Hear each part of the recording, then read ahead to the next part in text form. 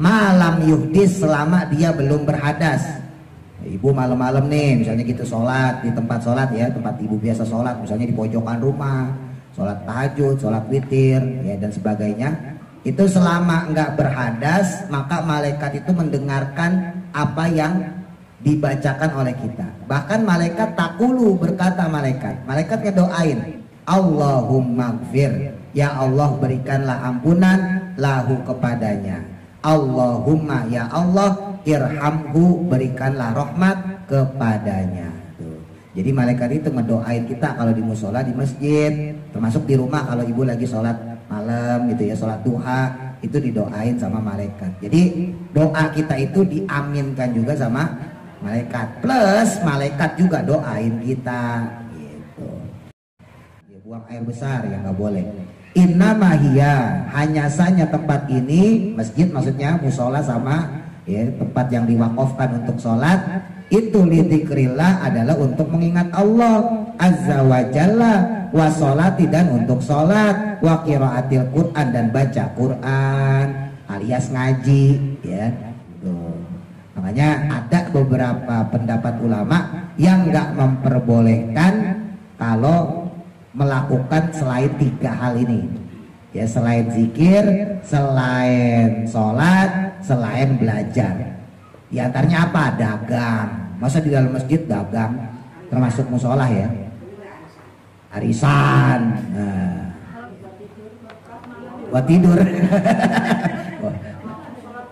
Nggak boleh lah masuk buat tidur ya. Tapi kalau buat istirahat nggak apa-apa, istirahat sebentar ya.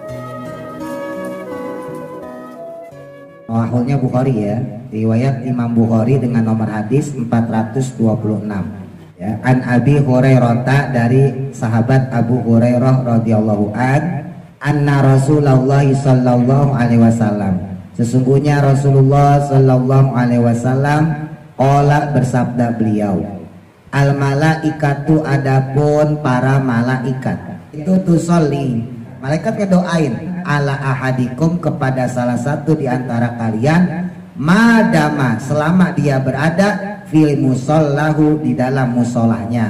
Ini mah musolah bahasa kita mah gampangnya tempat sholat ya, mau masjid mau musola sama ya, selama diwakafkan. Atau ibu-ibu misalnya di rumah punya kamar khusus buat sholat, nah kok dia berada di situ, dia sholat ya, dia zikir, maka ya Nabi Muhammad SAW bersabda, malaikat ngedoain di tempat sholat dia, alladzi sholat, di mana dia itu sholat, fihi, di dalamnya, malam yuhdis, selama dia belum berhadas. Ibu malam-malam nih misalnya gitu sholat di tempat sholat ya, tempat ibu biasa sholat, misalnya di pojokan rumah, sholat tahajud, sholat witir ya dan sebagainya. Itu selama enggak berhadas, maka malaikat itu mendengarkan apa yang dibacakan oleh kita. Bahkan malaikat takulu, berkata malaikat ngedoain, Allahumma gfir, ya Allah berikanlah ampunan lahu kepadanya. Allahumma, ya Allah, irhamhu, berikanlah rahmat kepadanya. Tuh.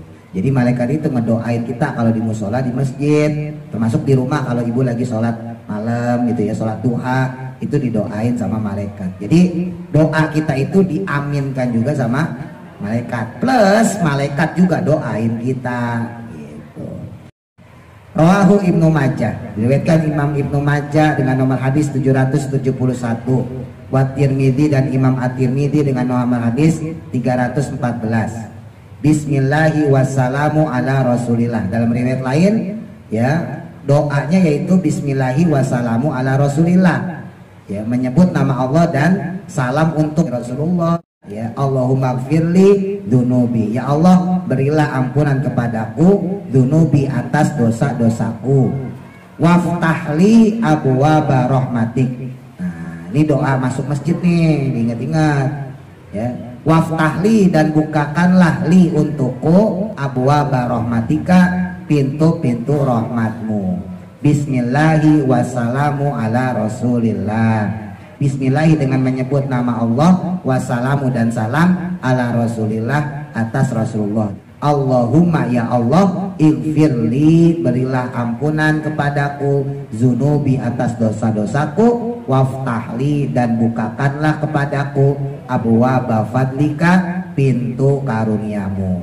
Jadi ibu kalau masuk masjid, masuk musola, mau ngaji, mau sholat ya, itu ada doanya. Allahumma ftahli abwaaba rahmatik, itu diapalin ya. Allahumma ftahli abwaaba rahmatik, atau ditambahin wafadlika ya. Allahumma ftahli abwaaba rahmatika wafadlika, itu ditulisannya ada tuh ya. Allahumma ftahli abwaaba rahmatika wafadlika ya. Allahumma ya Allah, iftahli, bukakanlah untukku abwaaba rahmatika, pintu-pintu rahmatmu, wafadlika dan juga karuniamu. Selama ini kalau masuk masjid, masuk musola, doa enggak? Apa doanya? Hah? Apa doanya? Masa ngaji bertahun-tahun? Bismillah doang. Ya lumayan lah. Apa doanya? Tadi udah kasih tahu tuh, masa nggak apa? Iya. Allahumma ftahli abwaaba rahmatika wa fadlika. Gampang, doanya pendek ya. Jadi kalau masuk masjid, masuk musola, mau sholat kek, mau ngaji kek, doa ya. Ya minimal tadi bismillah ya. Tapi kalau bisa ya pakai doa juga. Selama kita belum berhadas, itu kita didoain tuh sama malaikat. Ibu kan di sini pasti punya wudhu kan? Dari rumah orang niat ngaji Quran, saya aja wudhu dulu. Ini selama saya belum hadas nih, selama ibu belum hadas ya, belum kentut, itu masih didoain sama malaikat. Bahkan malaikat ngaminin doa kita juga ya. Makanya kalau ngaji kan saya pasti ngawalin pakai doa tuh. Mudah-mudahan kita yang punya hajat tercapai, terkabul gitu kan. Panjang umur, sehat dalam ibadah, taat dan sebagainya kan gitu ya kan. Punya anak soleh soleha, keturunan yang berbakti pada orang tua dan sebagainya. Pasti saya awali mah doa. Kenapa? Karena ada malaikat yang ngaminin doa kita. Bahkan malaikat ikut doain kita, ya Allah ampunin dosa orang ini, ya Allah ampunin kesalahan orang ini gitu. Makanya masuk masjid, masuk musola, doa ya. Allahumma ftahli abwaaba rahmatika wa fadlika. Titik, satu lagi. Rawahu, meriwayatkan hadis al-Muslimu, Imam Muslim, dengan nomor hadis 285. Qala, bersabda Rasulullah sallallahu alaihi wasallam, inna hadhil masajida, sesungguhnya pada ini masjid-masjid, itulah tasluhu, tidaklah pantas, li syai'in, ada sesuatu ya, sesuatu maksudnya sesuatu yang buruk, min hadal bauli, semisalnya seperti kencing. Jadi orang nggak boleh kencing di dalam masjid. Kalau di luar nggak apa-apa, di tempat wudhu ya ada WC-nya boleh, tapi kalau dalam masjid nggak boleh. Walal qadari, dan juga tidak boleh ada kotoran ya, buang air besar ya nggak boleh. Innamahiyya, hanya saja tempat ini, masjid maksudnya musola sama ya, tempat yang diwakafkan untuk sholat, itu lidzikrillah, adalah untuk mengingat Allah azza wa jalla, wa sholati, dan untuk sholat, wa qiraatil Quran, dan baca Quran alias ngaji ya. Jadi masjid itu dipakai, satu buat sholat, dua buat zikir, tiga buat belajar, termasuk belajar Quran gitu. Makanya kalau di masjid musola ada beberapa pendapat ulama yang nggak memperbolehkan kalau melakukan selain tiga hal ini ya, selain zikir, selain sholat, selain belajar. Di antaranya apa? Dagang. Masa di dalam masjid dagang? Termasuk musola ya. Arisan. Nah. Buat tidur. Nggak boleh lah, masa buat tidur ya. Tapi kalau buat istirahat nggak apa-apa. Istirahat sebentar ya. Ah. Ah.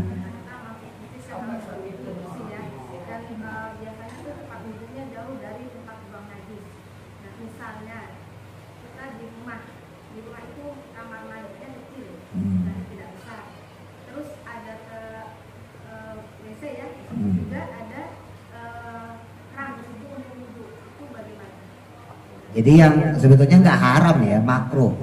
Makruh kalau kita berwudu di tempat yang ada WC-nya. Jadi makruh kalau berwudu di tempat yang ada WC-nya. Maksudnya dalam satu lokasi. Kan umumnya rumah ibu kita keran sama WC kan nyambung ya. Nah, WC tempat. Nah makanya, nah sebaiknya kalau bisa, ini kalau bisa, kalau nggak bisa nggak usah. Kalau bisa memang dipisahin. Ada tempat mandi plus WC, ada tempat mandi doang yang cuman keran, harusnya begitu. Cuma kan nggak semua orang punya rumah gede. Baik, nah, kalau lanjut nggak apa-apa. Jadi hukumnya nggak sampai haram, nggak, makruh aja. Ya, jadi makruh ketika orang berwudu di tempat yang ada WC-nya, sekalipun najisnya nggak nempel. Jadi hukumnya tetap makruh. Ya, makanya kalau kita punya tempat seperti itu, ya harus hati-hati. Usahain jangan sampai ada najis yang nempel. Saya punya rumah misalnya, segitu-gitunya. Tempat wudhu sama kamar mandi nyatu. Saya wudhu ya di situ. Gimana lagi? Ya udah nggak apa-apa. Cuman hati-hati, takutnya nanti ada najis yang nempel. Makanya orang kalau pipis, ibu punya anak, khususnya anak laki nih. Kalau anak perempuan kan kencingnya jongkok. Ya anak perempuan pipisnya jongkok. Kalau anak laki kan kencingnya kadang-kadang berdiri. Makanya kalau di rumah tuh anak-anak yang ngaji suka saya liatin. Wah ini anak kecil nih saya liatin. Wah berdiri duduk, ya saya duduk tuh. Wah Pak Ustadz, orang saya di rumah bapak saya berdiri, gitu. Jadi sama bapaknya di rumah juga kencingnya berdiri. Hai, sangel. Ya. Jadi diajarin dari kecil ya. Diajarin dari kecil kencingnya jongkok. Nah kalau laki nih bu nih, kalau laki misalnya kencing berdiri, ini muncrat nih ke tembok ya. Kalau dia berdiri ya, makanya jadi jongkok. Kalau jongkok kan langsung ke bawah. Kalau dia berdiri, ini kena tembok. Nah ini tembok ini ntar ini kan najis nih. Ya kan, najis kan. Nah ibu misalnya kerannya nih di mana gitu di sini, muncrat nih, tok tok. Nah tetesan dari yang ibu nih misalnya di buat-buat deh, ini keran sini ya. Ini tadi anak kita misalnya kencing di sini nih, atau ibu suaminya kencing di sini. Nih kencing di sini nih, ya. Kencingnya di sini. Ini keran yang kita wudhu. Nah itu kita wudhu nih, blok ini air. Nah apa tektok loh, dia tektok, tuk tok jadi najis. Ya kalau saya itulah nyenggol aja. Ini ibu udah wudhu nih. Udah wudhu kusnya megang, buat megang apa nih? Buat basuh kaki kan kadang-kadang pegangan. Nah itu bekas kencingnya suami ibu misalnya, jadi najis tangannya. Terus sholat, Allahu Akbar. Nah, makanya harus hati-hati. Ya, bukan haram, bukan makruh. Makruh ketika orang berwudhu di satu tempat yang ada WC-nya, ada tempat buang air besar, buang air kecil. Itu ya. Nah makanya kalau emang WC kita, tempat kita, toilet kita ya, kamar mandi kita seperti itu ya, hati-hati aja lah. Ya intinya harus lebih hati-hati gitu ya. Kalau di dalam kamar mandi yang ada WC-nya itu dalam hati aja. Ya, kalau yang ada WC-nya nyatu soalnya. Tapi kalau kayak kita kan enggak nih, kalau Baitul kan ya, atau ibu di rumah punya keran sendiri. Nah, itu dilafatkan boleh. Ya nawaitul wudu alirofil boleh, nggak apa-apa. Tapi kalau di dalam kamar mandi yang ada WC-nya, sekali lagi yang ada WC-nya. Kalau nggak ada WC-nya nggak apa-apa, cuman kamar mandi toh ya. Kalau yang ada WC-nya maka dalam hati aja. Ya doa-doanya, niatnya segala macam dalam hati gitu. Nah balik lagi tadi saya sampaikan, makanya ada beberapa ulama yang memang nggak memperbolehkan aktivitas lain selain satu zikir, dua sholat, tiga ngaji ya, dalam hal ini baca Quran, ngaji kitab, ngaji fikih, apapun lah ya, itu kan sumbernya juga semuanya dari Quran. Nah makanya saya punya guru bu ya, itu saklek banget, sampai maaf nih ibu-ibu nih yang suka konser, sampai qosidah aja dia gak seneng. Ada, jadi ada ustadz tuh kayak gitu, ulama tuh kayak gitu. Kalau saya sendiri sih fleksibel aja ya. Selama masih bisa di luar, tapi kalau nggak bisa ya udah dalam. Tapi nggak sedikit ulama-ulama itu yang nggak memperbolehkan ya. Di dalam masjid, dalam musola itu termasuk masjid loh, jangan disapa enggak ya. Pokoknya suatu bangunan yang dijadikan tempat sholat, yang dia diwakafkan maka statusnya masjid, walaupun namanya musola. walaupun namanya langgar, walaupun namanya surau, pokoknya kalau dijadiin tempat sholat, diwakafkan, syaratnya dua ya, dijadikan tempat sholat, terus diwakafkan, maka statusnya menjadi masjid. Makanya ada beberapa guru-guru saya itu kalau dia diundang nih, misalnya maulid gitu ya, Isra Mi'raj, dia ngelihat nih yang main rebana, yang main hadro, yang main qasidah misalnya gitu, mainnya kok di dalam, pulang dia kayak jadi ngisi. Itu ada beberapa guru saya sampai segitunya. Dan karena memang ada beberapa fatwa ulama-ulama terdahulu, ulama-ulama salaf ya dalam hal ini yang agak saklek ya. Ini saya nyampein informasi plus ilmu. Ibu nggak usah tersinggung, saya selama ini main di dalam. Nggak usah tersinggung, ini saya nyampein informasi plus ilmu. Ibu mau terima syukur nggak pun nggak apa-apa. Ya sekali lagi saya nggak punya masalah sama ibu. Tapi saya cerita ini secara ilmu memang begitu. Ya, makanya ntar jangan heran kalau ada ulama yang kurang senang sama orang-orang yang qasidahan di dalam masjid musola, termasuk orang laki ya. Orang laki main hadroh, kalau orang laki kan punya main hadroh gitu. Tapi ya tadi kalau saya pribadi gak berani saklek-saklek kayak gitu. Kalau saya mah lihat sikon aja, lihat kondisi. Kalau emang bisa di luar ya udah di luar. Tapi kalau emang nggak bisa di luar, emang tempatnya segitu-gitunya, ya udahlah di dalam nggak apa-apa. Ya, tapi ini secara hukum, saya jawabnya secara hukum ya. Secara hukum ada ulama-ulama memang yang nggak memperbolehkan, termasuk tabu-tabuan, nyanyi-nyanyi itu ya. Walaupun bahasa kita sholawat, ya walaupun bahasa kita sholawat, tapi kan tabuan itu udah di luar dari 3 tadi. Ya, kalau salawatannya mah boleh, ibu salawatan nggak apa-apa dalam masjid musola nggak apa-apa kan termasuk zikir juga. Nah, yang nggak boleh ini tabuannya itu, gombrang-gambrengnya itu, menurut sebagian ulama. Makanya ada ulama-ulama yang saklek nggak mau kalau masjidnya musolanya dipakai buat tabu-tabuan. Makanya Wali Songo aja naruh beduk di luar. Coba ibu seumur-umur ada nggak masjid yang beduknya di dalam? Nggak ada, ya kan? Di kampung-kampung tuh yang masih punya beduk. Oh, kita udah nggak punya beduk, beduknya cuma buat takbiran doang. Ada di atas tapi buat takbiran doang. Kalau di masjid-masjid yang masih punya beduk ya, nggak ada beduk di dalam, nggak ada, adanya kan di luar kan. Ya itu kan secara nggak langsung Wali Songo tuh ngajarin kita simbol bahwa tabu-tabuan itu jangan ada di dalam, adanya di luar. Makanya seiring perkembangan zaman lah ya, kadang-kadang model-model kayak gitu juga ngebingungin juga. Saya juga sering ditanyain, gimana Pak Ustadz hukumnya? Ya, karena nanyanya hukumnya saya kasih tahu secara hukum. Jadi kadang-kadang ada hukum yang kita tahu tapi nggak bisa kita lakuin. Ya, misalnya kayak tadi qasidah di dalam masjid, dalam musola, misalnya gitu, saya diundang di mana gitu ya, di suatu masjid, satu musola, ternyata ibu-ibunya atau bapak-bapaknya main qasidahnya, main hadrohnya di dalam. Masa mau kita usir orang sekitar aja diundang, ya kan? Pergi, bubar, masa kayak gitu. Jadi memang ada pendapat ulama yang seperti itu, karena masjid musola itu hanya dibatasi untuk 3 hal. Ya, hanya untuk zikir, hanya untuk sholat, terus yang kemudian untuk belajar, ngaji gitu ya. Adapun nanti terjadi perbedaan pendapat ulama, yaitu perkembangan berikutnya.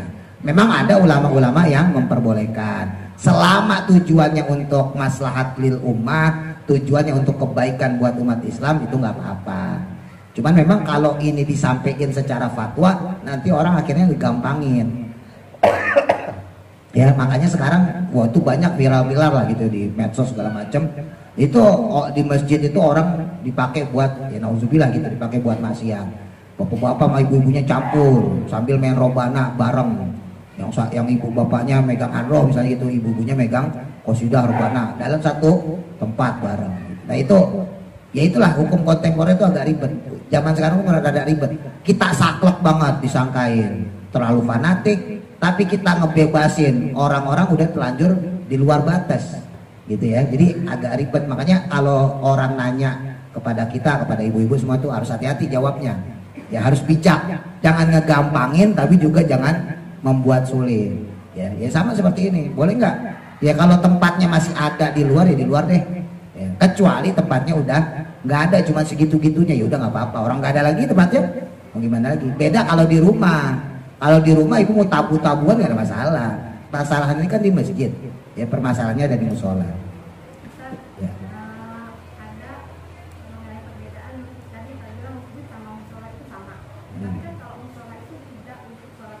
Iya, ya bedanya cuma itu aja.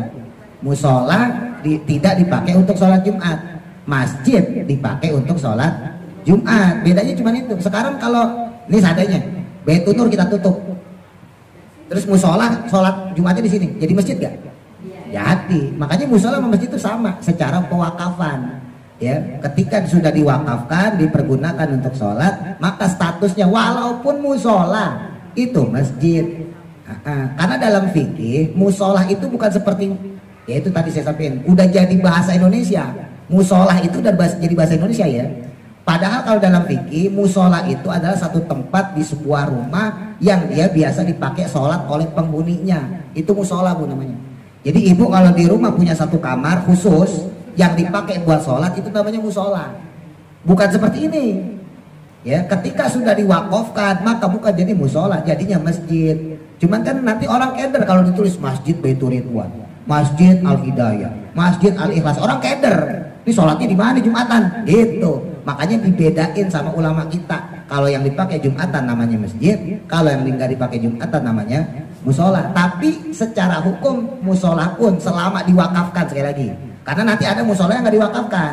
Ya, ada orang punya 3 sab gini ya, nggak diwakafin buat belajar keluarganya aja. Saya banyak ngajar privat di keluarga-keluarga kayak gitu, di musola keluarga, tapi nggak diwakafin. Ya musola keluarga aja. Nah, karena nggak diwakafin nggak bisa disebut masjid. Gitu. Nah, kenapa hukum musola seperti ini misalnya? Kok tetap harus disamakan seperti masjid? Karena nanti ada hukum-hukum yang kita pelajarin, adab-adab yang berkaitan dengan masjid. Kalau musola nih kita anggap sebagai musola seperti halnya di rumah, maka nanti nggak ada adab terhadap musola yang padahal statusnya masjid. Contoh, di antara adab terhadap masjid nggak boleh orang halangan masuk dalam masjid, kan gitu. Termasuk tadi kata Nabi nggak boleh buang air kecil, buang air besar di dalam masjid. Kalau ini kita anggap musola dengan artian musola seperti rumah, berarti boleh dong kencing dalam musola. Kan begitu. Oh, berarti boleh dong buang air dalam musola. Oh, berarti boleh dong berbuat keburukan dalam musola. Kan musola ini, makanya musola itu tetap statusnya masjid. Cuman secara fikih ya, musola itu adalah satu kamar, satu tempat di rumah yang kita pakai buat sholat gitu. Makanya ketika sudah diwakafkan berubah statusnya, bukan lagi jadi musola. Jadi musola itu cuman penamaan ya. Adapun adab kita terhadap musola itu tetap sama seperti adab kita terhadap masjid gitu. Kalau ada orang head ya kagak boleh masuk ya, sama seperti di dalam masjid orang head kagak boleh masuk, gampangnya gitu ya. Ya wallahu alam, mudah-mudahan manfaat. Al-Fatihah. A'udzu billahi minasyaitonir rajim. Bismillahirrahmanirrahim. Alhamdulillahi rabbil alamin.